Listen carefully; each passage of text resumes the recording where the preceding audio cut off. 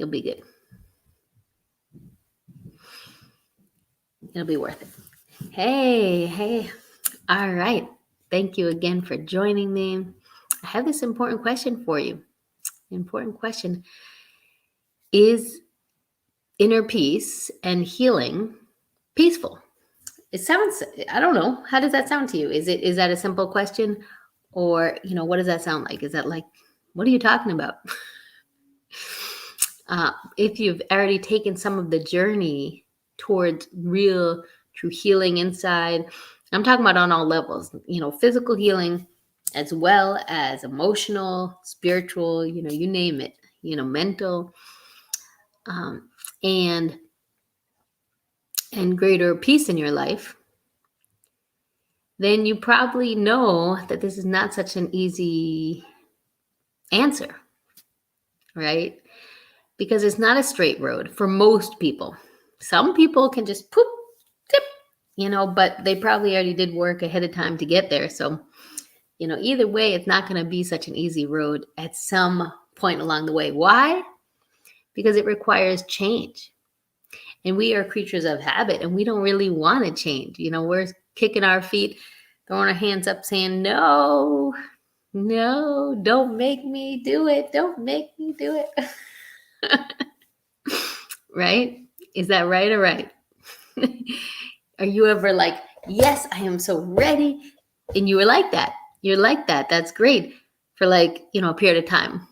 And then it takes habits. What do I mean? It requires us to create habits, to create new habits, so that this is the new normal. We say, this is just the way it is. But what does it take to create new habits? There's a number of different things. And there's a whole, study, a huge study on this, right? Many people study this topic. I forgot to tell him, but excuse me. So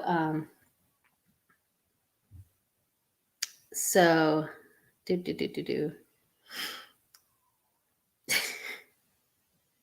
hold on.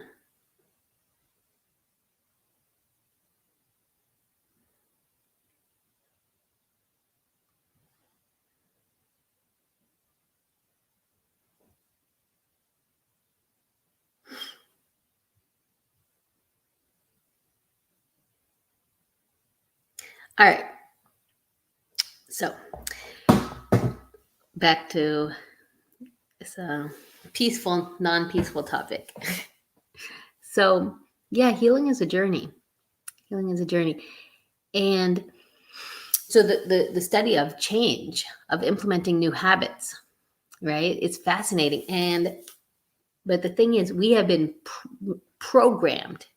Our habits are programmed into us in some form or fashion. Something that's really a habit is a program. It means, you're at some level, you bought into it, being like, this is the tape that I'm going to run. This is the, whatever it is, this is the, I don't know what the modern day analogy for a tape is. This is the app that I'm going to play on. How about that? So you're playing that app, and okay, I got to update my analogies here. But the point is, you're on that track. You're on that track. And what does it take to get to a new track? Consistent, working in that direction. It also takes knowing, why do I want to go to that new area? So we have to unlearn old ideas and realize that what we're doing currently is an idea, is a concept. It's a belief. I've heard it called a BS, belief system. Think about that. Our belief systems are BS. Right? Is that very appropriate? It's very appropriate. So if you're with me here, throw some comments below, write BS, right? BS. You're uncovering your BS, your belief systems, because that's what it is. It's a belief system. It's from our culture, from our culture, from our family, from whatever upbringing we've been, whatever patterns we've been raised in. We get our belief system from, our BS from, right? And then we operate with that belief system as if that's just the way it is. But have you traveled to another country before? Or have you ever traveled to a different part of your country? Right? And you've probably realized at some point, maybe just outside your own town, I'm sure everyone's traveled somewhere, right? I hope. And you probably realize that they do things just slightly different, or maybe very different in that other place, right? Right? Traveled below. If you've traveled somewhere, right? Or just learned about another place, for goodness sake, you've learned about some other place and you realize they do things very differently than the way I do here. Are they wrong? Are you wrong? They just have a different belief system, or a different, set of a different culture, different environment that molds them in that way. But who's to say that that's right or wrong, or that, it's been developed over time, and it changes over time. So you're part of that change as well. So you can change your culture in your life anytime you want. You took it on from your family, from your, surroundings. But who's to say you can't change that?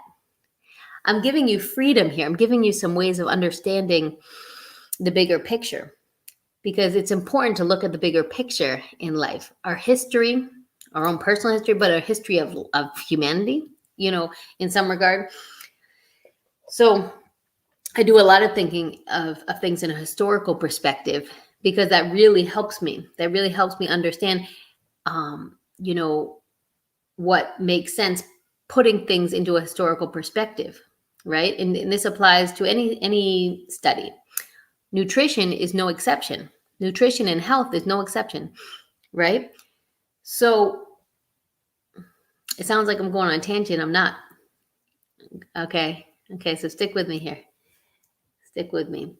So I'm talking, if you listen to any of my other talks, or, a bunch of them for that matter, you will have heard me talk about, historical perspective of our health, of our food system, of our environment.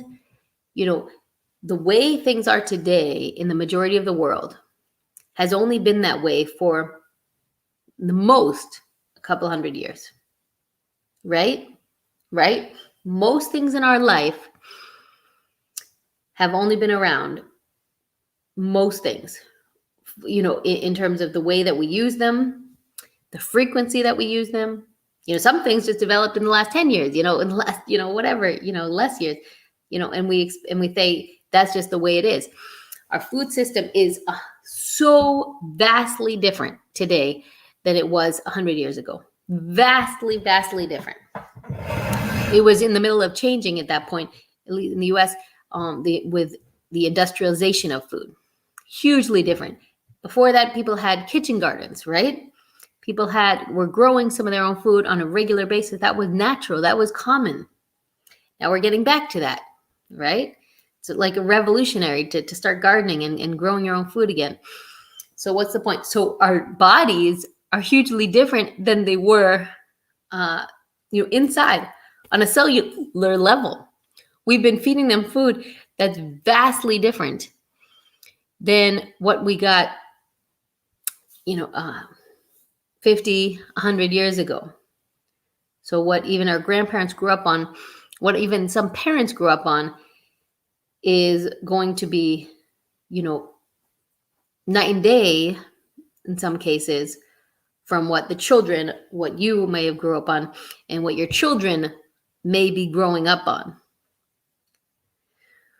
So that creates a hugely different cellular environment inside of us. If we're not getting the nutrition we need, then how can we really thrive? How can we, you know, live the same way. So the point is, things need to change. If you want to be healthy, if you want to heal and get better, greater peace, then you're going to have to change, because the direction that things have been going in is not a very peaceful, very healing, health promoting direction at all, right? Right? You know that. It doesn't take, a lot of research or study to know that. The rates of every disease have been increasing. Every disease, pretty much across the board, have been increasing in the last 10, 20, 30, 40 years, especially around the 90s.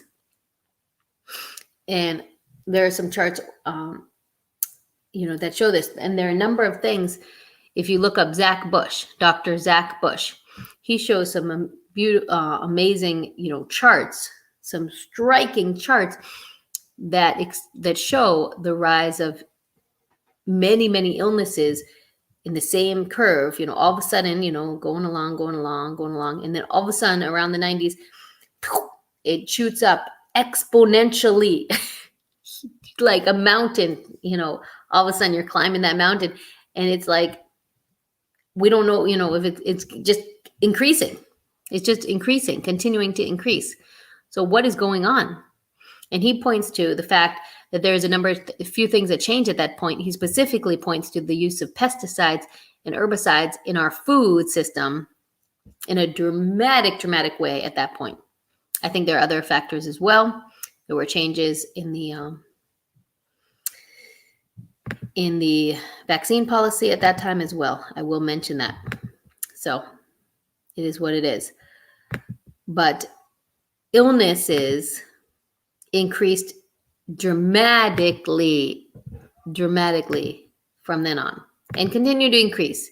We really don't see a decline anytime soon. I have to say, anytime soon. So it's up to you. It's up to you. Now it's a self-care crisis, I heard it said. This is beautiful. It's been a healthcare crisis, but now it's up to us. It's a self-care crisis now, right? So you have to decide, are you going to make changes in your life? Are you going to do the hard work it takes to go uphill? And sometimes, like I said, that means, confronting things you've suppressed, confronting, uneasy emotions, and learning how to deal with them in a better way. Maybe you've been dealing with them by eating.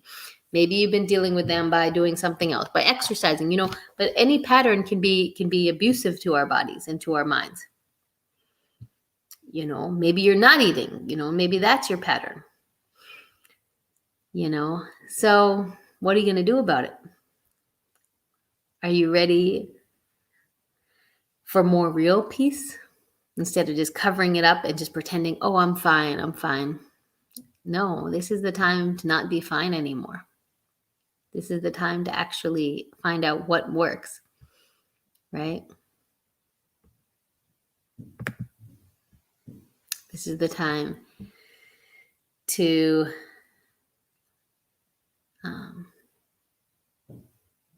create real healing, real lasting healing in your life. Are you up for that? Are you? All right. Well, I've been on a process of healing for quite a while and continue to be. And I invite you to join me. I really do. I really invite you to join me. And so, having said all that, let's embark in a healing meditation. Shall we? So that was our health lesson for today. But let me go in a little bit more as far as a health lesson. Okay, more specifics. You ready? You ready for this? Sugar. I dare you to examine how many things you eat in a day contain sugar, including fruit, including certainly packaged foods, including things that are called sugar or things that are not called sugar but are sugar, or act like sugar in their body, or act like a carbohydrate, like a carbohydrate besides dietary fiber. Okay, so that's the exception. Anything, if it's a dietary fiber, from vegetables and such, then that gets subtracted out. So we're looking at net sugar, net carbs. Okay, take a look at that. And now, like I said, looking at it from a historical perspective, how often do you think our ancestors, however far back, ate foods that had lots of sugar in them? How often?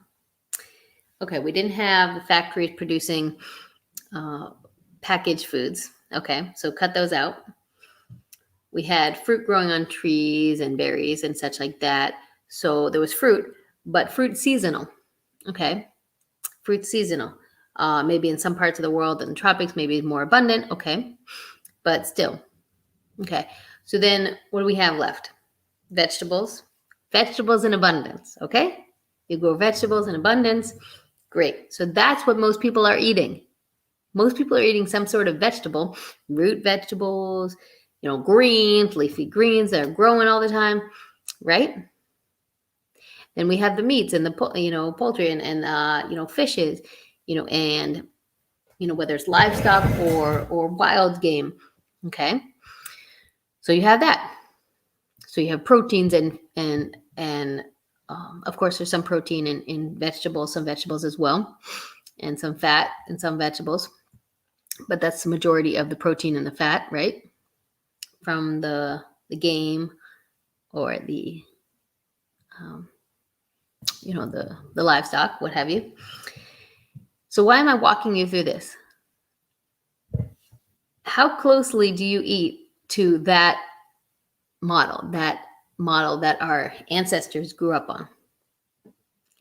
Did they have, were they frying everything? Were they dipping everything in a sugar coating? Were they, certainly, like I said, no packaged food. Breads, maybe some, at some point they were eating a lot of breads, but yet you had to make it. So was it a lot? No. Breads and grains was probably in short supply because because of how labor intensive it was. Right? So yeah, of course there was some bread and grains, okay, at some point along the way, but a lot less than what it is now, with no preservatives, no, other added carcinogens that might be in it now, no GMOs, right? There wasn't this GMO thing, this, in a lab thing. Yeah, you cultivate different crops based on what you want, but that's okay, natural selection, okay? It's different than going in there and altering the DNA, changing the actual DNA, manipulating it and creating fragments, and then putting chemical pesticides on it that are known carcinogens to our body and actually are antibiotics. They actually kill the bacteria in our body. Do you know that glyphosate is actually one of its primary functions is to kill the bacteria, kill fungus, kill bacteria. So it kills the microbiome in our body. Did you know that? The microbiome that actually we need to survive. Hello, 100% need our healthy microbiome to survive, period. We rely on it. It's a symbiotic relationship, meaning it's a friendship, but we need them more than they need us. I mean, the point is they make our digestive system work. So we need to feed and eat with them in mind. What does that mean? So that if we're eating things that kill bacteria, it's probably not going to be good for us either, right? Just saying. Just saying. Antibiotics, might want to rethink it. That's 100% necessary. Might want to just think twice. That's all. So, all right. There you have it, folks. But think about this. Sugar has created havoc in our world. And you want to say people want to, the industry over the decades have been trying to put make the culprit out to be fat. Oh, eat less fat, eat less fat, or eat less calories, or it's just your fault. When these food producers are putting sugar into everything. Fast food places, sugar's in everything. Why? Because it makes you want to eat more. It increases your appetite. Even whether you taste it or not, whether it tastes sweet or not, if it's in there, it creates the body. Tells the body, gives its body a signal to eat more. That's the way it functions. Creating more insulin resistance, more sugar resistance in your body, throwing the body all off balance, creating toxicity in your liver, making your liver not function right. So the bile ducts. The bile doesn't, the liver doesn't produce bile, and the gallbladder doesn't hold the bile right, or it gets blocked up, doesn't release the toxins. Then the bile actually works to line the digestive system and help protect it, and also helps absorb and digest the fats and the proteins. Okay, did you know that? And it also helps to absorb the fat soluble vitamins and nutrients. So vitamin D, hello, are you getting enough vitamin D? Well, if you don't have enough bile production because the liver is damaged and the gallbladder is damaged, so the bile is not going into the digestive system, then you're not absorbing it right. Have you ever thought about that? And another vitamin K, and the list goes on, and there are other fat soluble vitamins that we need for a healthy digestive system, for a healthy body, to reduce inflammation. Vitamin D is huge, essential for reducing inflammation in the body, for keeping it in check, and for making our immune system work, period. Vitamin D is a part of vitamin D, which is actually a hormone, a regulatory hormone that our body makes or we can consume, is a part of every function, pretty much every function of the immune system, of regulating and keeping our immune system in check and in a healthy balance and functioning, which in turn regulates our inflammation levels. Do you get me? Okay. Is this new information? Put new information down below if this is new to you.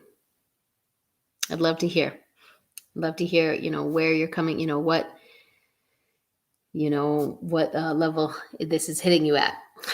If you've studied this, good for you. All the better. If this is new for you, what are you going to do about it? Now that you know this, that sugar, the end result, sugar wreaks havoc in your body, period. If you didn't consume it day in and day out for your whole life so far, then okay, then no big deal. The body can handle quite a lot of damage. But how much more damage do you want to give it? Do you want to test it to its limit? Say, okay, can you handle this? Can't about this? Because people, we're really pushing our bodies to the limit. And, it's amazing how much it can recover. The liver actually can 100% regenerate itself. Did you know that? It's amazing because the liver plays so many functions in our body. So many. I mean, it is a huge part of the digestive system. It's often ignored. And it's part of really, handling toxins. All toxic things go through the liver, get processed through the liver. So how many things have you been consuming in your life or putting into your body in your life that are toxic. So many known and unknown. The pesticides from the foods, the sugars, the high fructose corn syrup, highly toxic in our body, processed only in the liver. Processed only in the liver.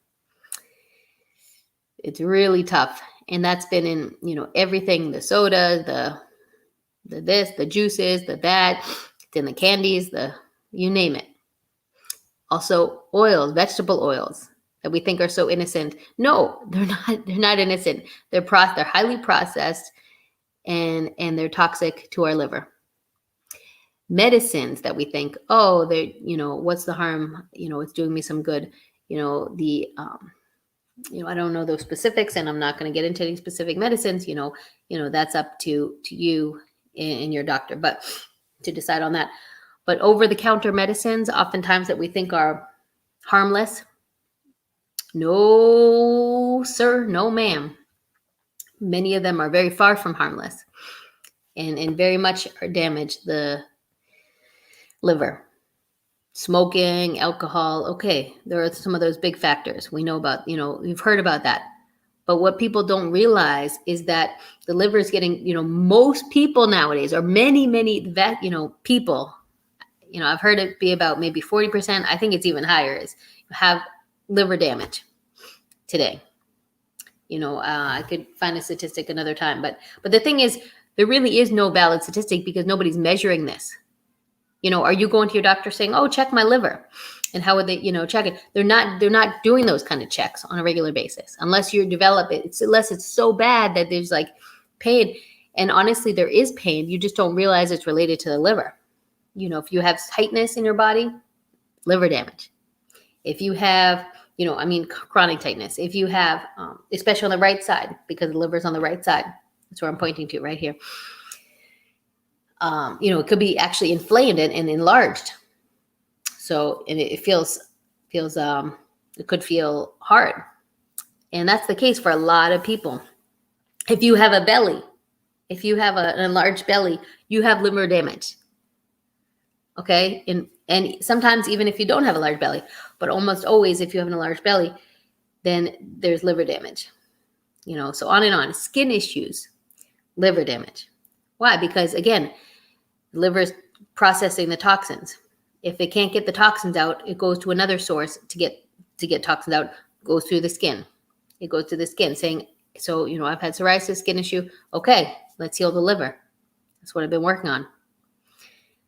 So I'm going at you a little bit here because, a lot of this has been in my mind and I've been learning, more and more and more. And I'm like, this information needs to get out there because people don't realize the extent of the damage being done inside their bodies and then are wondering why they feel like crap, why they feel tired and sluggish, liver damage, why they feel foggy, liver damage. Of course, there's other factors as well, many other factors. But the liver plays a huge role in our body. Thank God it regenerates itself. Thank God it can heal. Given the right foods, the right nutrition, less of the bad stuff, more of the good stuff, mostly a lot more of the good stuff.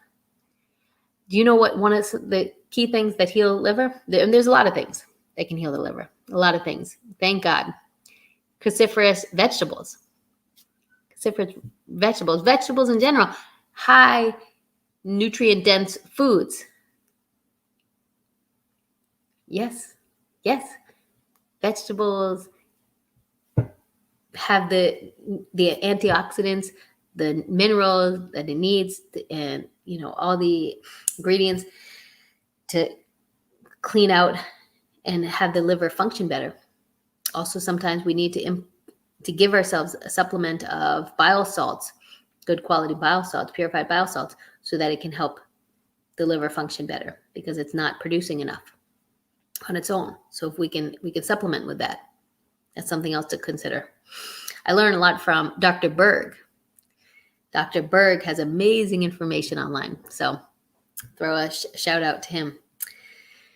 So, and I'm so thankful for it because, we're at a day and age where we have to educate ourselves about our bodies. And thank God we do. That's empowering. I'm really grateful for that. But nobody, you can't rely on the big companies. You can't rely on the medical industry and the mainstream, so to speak, mainstream medical doctors to provide you with this information. I could say they're not trained in that. They're not trained to focus on that. They're trained to focus on pharmaceuticals, for the most part, or, whatever their specialty is, so it's very narrow focus, but our bodies don't work in a narrow focus, in a tunnel. Nothing in nature works in a tunnel like that. It just doesn't work that way unless you're literally in a enclosed box and that's where you're growing up. But everything in nature is connected, interconnected. Trees are interconnected. Nature, everything, works off each other, right? It's a flow, right? All right. So, whew, that's a little mind shake up. So let's shake that off. All this information. The point is, are you going to make changes? What are you going to do to produce more healing and more peace in your life? Do you need help? Yes. Yes, I'd like to say you do, because I do. Everybody does. We can't really do this on our own because we didn't get into it on our own. So it sure is hard to get out of it on our own. So get the help. Get the help. If I can help you, if you resonate with me, reach out. Let me help you. Okay? But there's lots of people that can help you, no matter what you're going through. Believe me. I know, because I get the help too. Thank God. All right. Are you ready for a meditation, a guided relaxation experience, guided visualization? Ready? So let's start by grounding ourselves and also just shaking out whatever has been, in your mind, whatever is in your body. Let's shake it out a little bit. You ready? Yeah, make some noise and get up. Do a little shake, shake, shake. Feel the feet, feel the body on the ground. And I like to say, starting with at least 3, let's say 5 cleansing breaths. Okay, so here we go. Cleansing breath in through the nose, out through the mouth. Okay, and let out a sigh, a big sound. It could be big or small, whatever you want to do, whatever kind of sound you want on the exhale. Okay, it adds to the relaxation effect. It adds to the cleansing, to let out any thoughts, to release any thoughts or any stuck energy. Okay, so here we go. And your belly, you're moving your belly. You're using your diaphragm right under your rib cage, and you're expanding your belly on the inhale and contracting it on the exhale. Really important to do deep belly breaths. So here we go. 1. And exhale. Push it out. And make it as long or as short as comfortable for you, but this is the general rhythm. So here we go.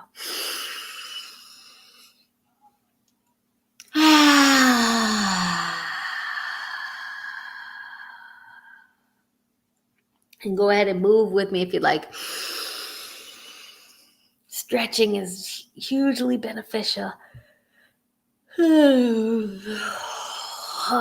Yawning, very good. Very good for the body to release and relax. Stretch, make some room in the body.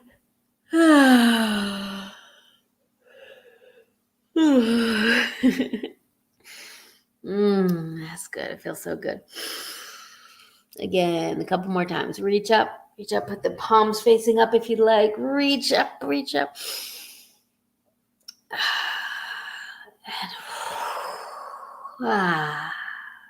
And again.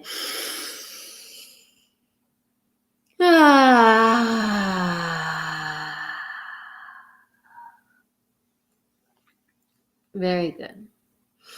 And come into your center, come into your seat, and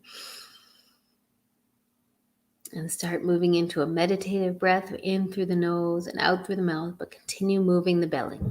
Always moving the belly when you're doing deep, intentional breathing. If it helps to place your hand on your belly so you can feel it moving, or just gently on your lap.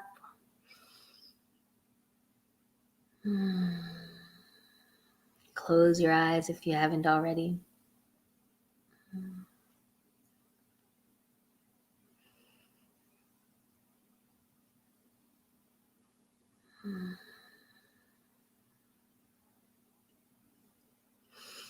Just notice and be with your breath for a little bit.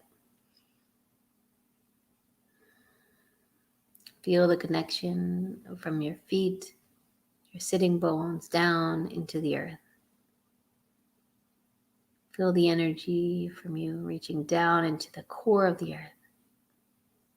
And the energy from the earth reaching up and moving into you, surrounding you with beautiful light and love, healing vibration. The ever-giving Mother Earth. And now feel like there's a string above your head,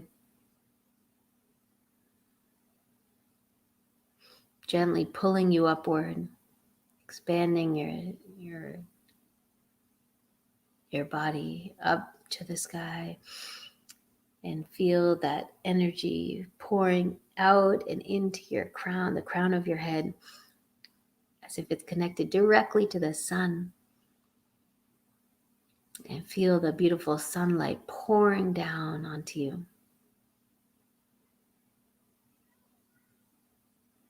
Nourishing you, filling you with peace and love, healing,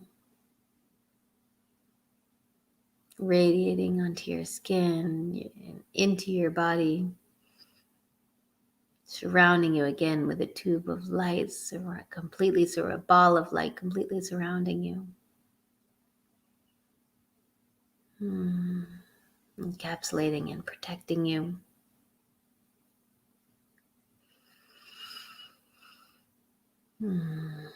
Continuing to pour nourishing, healing energy into every cell of your body.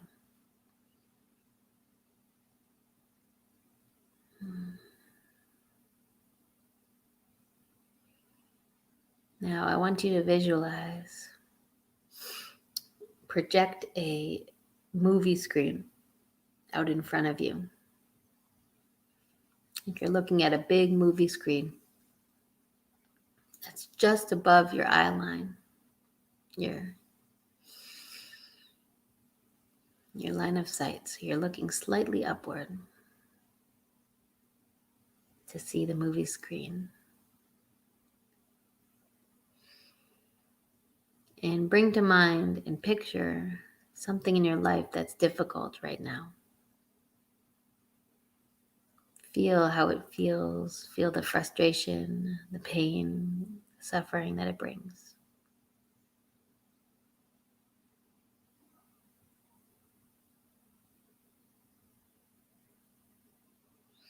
See yourself in that position, in that situation, on that movie screen.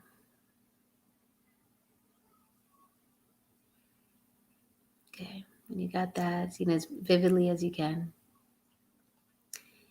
Now the scene is going to move to the left, and another scene is going to come forward of you, of doing something, some action that's rectifying, that's healing that situation, whether it's an ailment, something that's not right in your life right now, that's not peaceful, not producing the results that you want. See yourself doing some action that's fixing the situation and healing it. Some solution. Doesn't matter what it is. It can be symbolic even.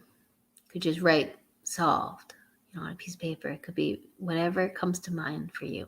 To see yourself doing something active, knowing that that's solving the situation.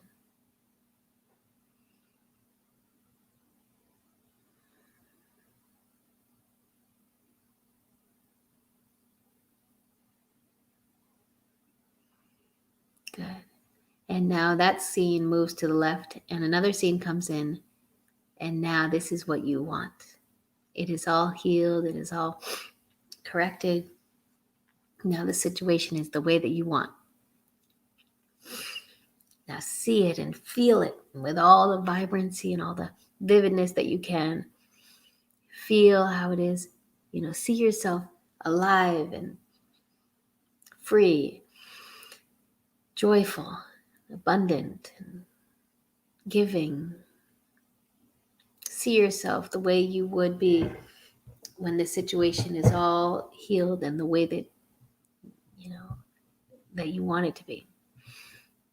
And see at least 2 other people in that scene that are also being helped because of this situation being healed. Who else could be affected and be benefited from this healing, from this solution?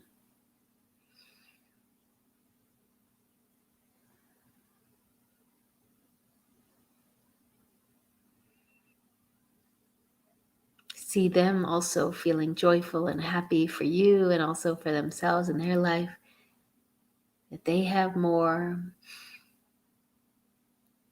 because of this healing as well. They have more peace, more joy, more happiness, abundance of goodness.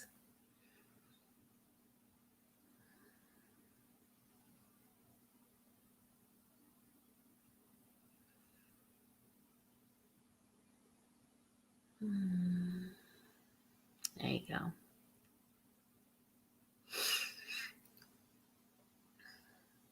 So take a deep breath in. And again, look at that final scene and say thank you and give gratitude. Thank you. Thank you. And now imagine that scene, that you from that scene actually moves down off of the screen and comes into you and actually comes into your own body. And now you and the image from the screen are one. Embody that final healed person.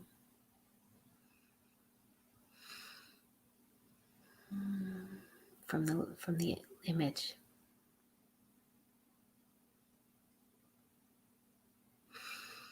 Breathe that in, take that in, accept that.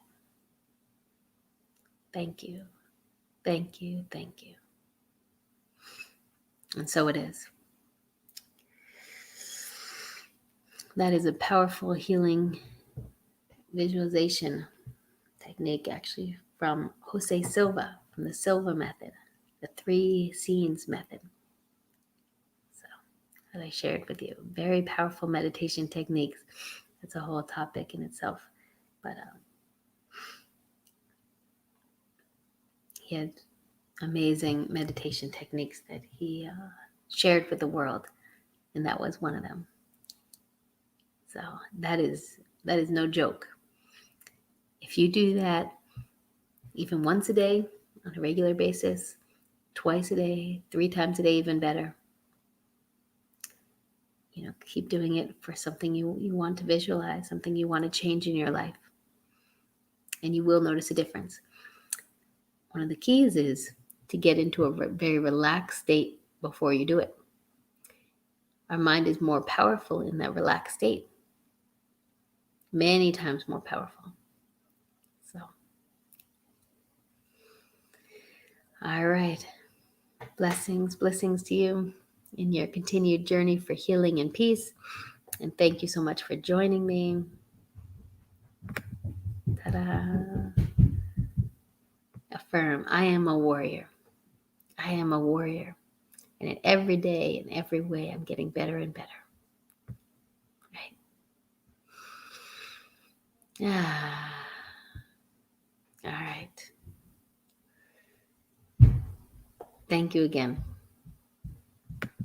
Until next time, contact me, send me a DM if you want to connect more and go deeper into any of these healing techniques and much more.